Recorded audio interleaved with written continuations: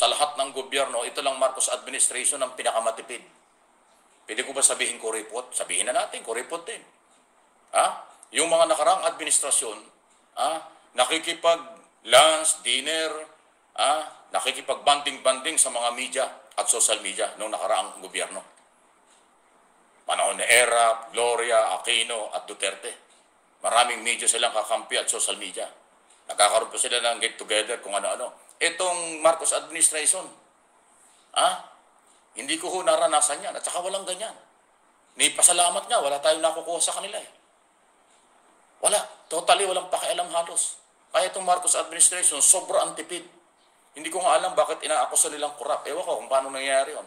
Pero pagdating sa social media at saka media, wala akong nalaman na naging galante itong Marcos administration. Sobra ang pagkatipid ng Marcos administration.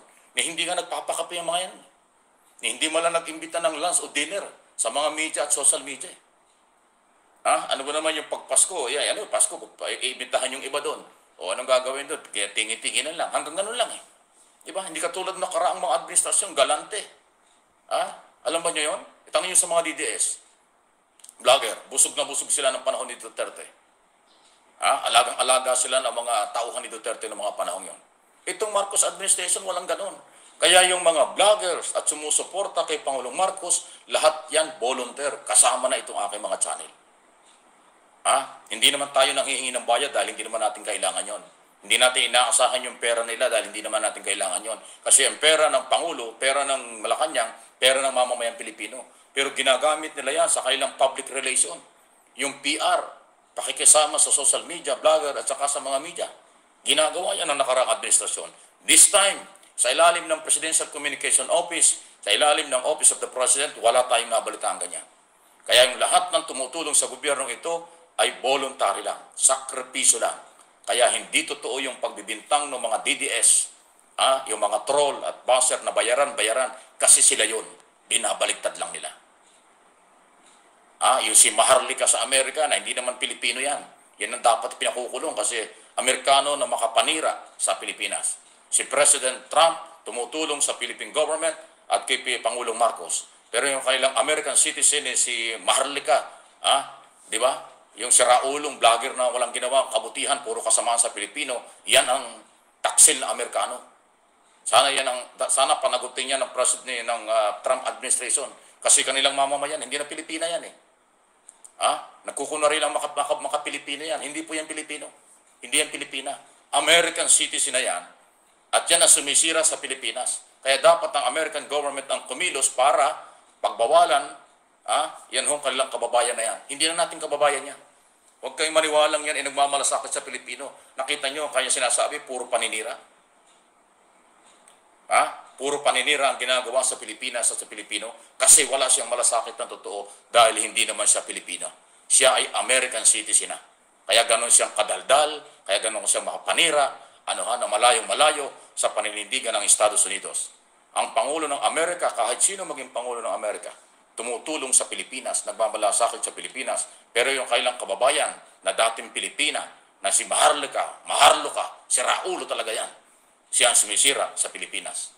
Siya yung may panawagan ng boycott. Sige, huwag kayo magpadala. Siya yung nag-umpisa nung, stop remittance. O ano nangyari? Sige, kahit gawin yung isang buwan, isang taon, huwag kayo magpadala. I don't care, wala kaming pakialam dyan.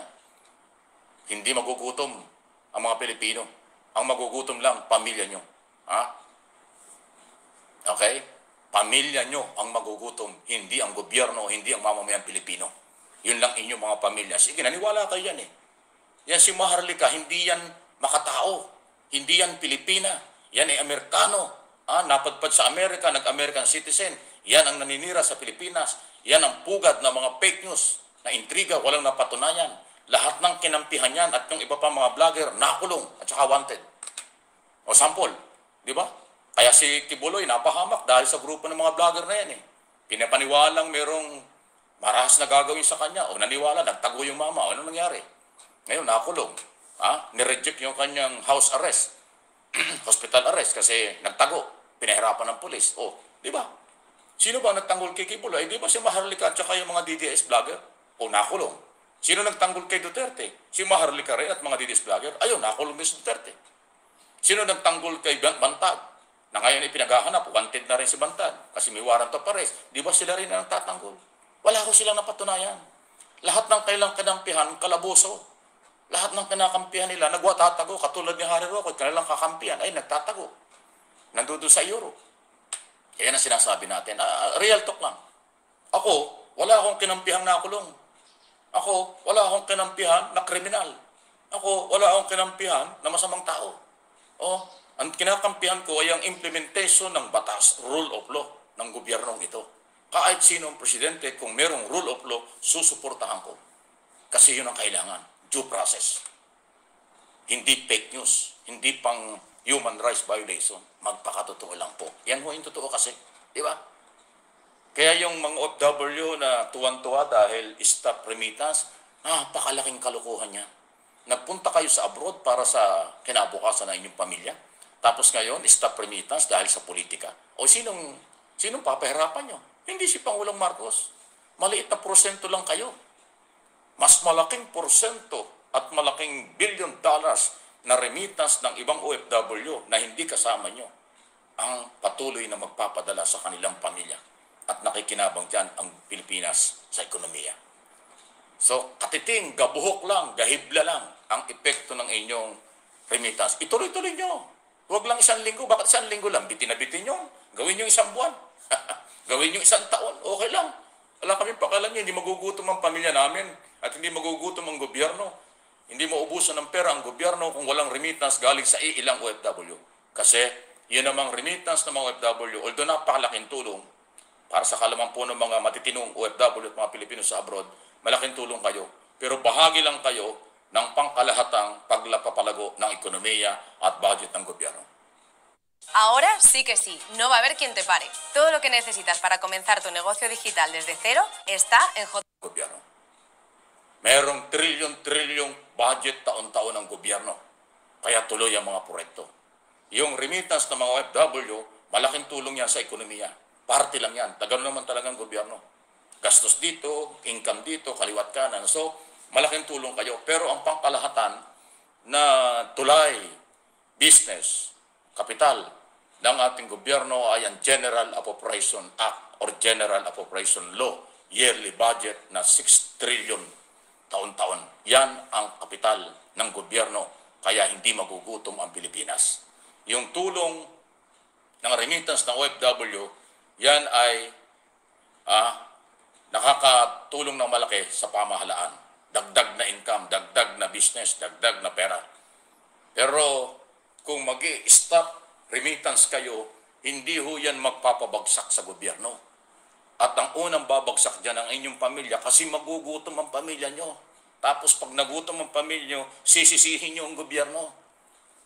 O bakit nagugutom yan? Eh, mahirap ang tao, mahirap kami. Mahirap ang buhay namin. Kasalanan nito ni Pangulong Marcos. O, nakita nyo? Bakit kami nagugutom kami? Mahirap ang buhay namin. Kasalanan ng gobyerno. O, kita nyo?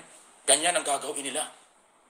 Kaya nga yung mga tumatanggap ng mga ayuda, pag nalit yung ayuda, galit pa eh. Di ba? Eh, huwag naman sanang gano'n.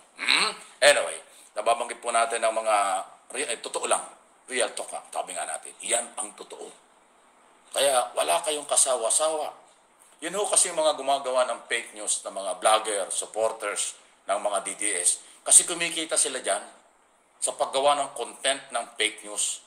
Kasi dito ang mga Pilipino kahit fake, pinapanood, sinusubaybayan, sinusuportahan. So pinagkakakitaan kayo. Pero kayo'y nililin lang. Hindi makakabuti yan sa bansa. Hindi makakabuti yan sa inyong pamilya. Pansamantala lang yan, kaligayahan nila at kaligayahan nyo. Pero ang totoo, itong sinasabi ko. Okay? Hindi makakalabas si Duterte at walang magagawa ang Philippine government kay Duterte kasi kontrolado na siya ng ICC.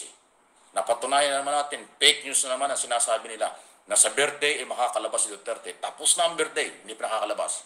Dinala na nga ng maraming maleta ng mga damit kasi alam ng mga Duterte family na matagal ang labanan. Matagal bago makauwi. Hindi natin alam kung makakauwi pa. Iyan ang totoo. Di ba? Yan po, ganyan na sitwasyon. Ha?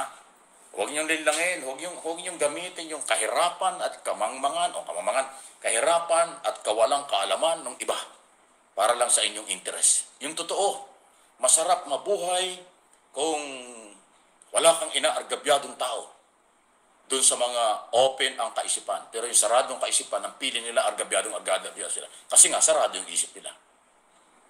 Yung hindi tumatanggap ng paliwanag dahil sarado ang isip nila, ang kanilang paniniwala, si Duterte ang puon, si Duterte ang hero, si Duterte ang tama, si Duterte walang ginagawang masama, wala tayong magagawa doon. Sarado ang isipan ng mga yan. Pero ang rule of law, mga local at international, ay mangingibabaw. Justice for all victim. Justice for all, kasama na ang mga akusado at suspect. Kasi katarungan ang pag-uusapan. Rule of law. Local at international court. Yan po ang totoo. Okay? So, nasa na?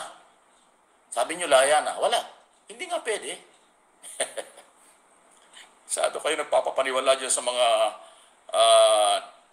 pinabili lang ng suka, vlogger na. Pinabili lang ng suka, nagko-content na. O naniwala naman kayo. Wala.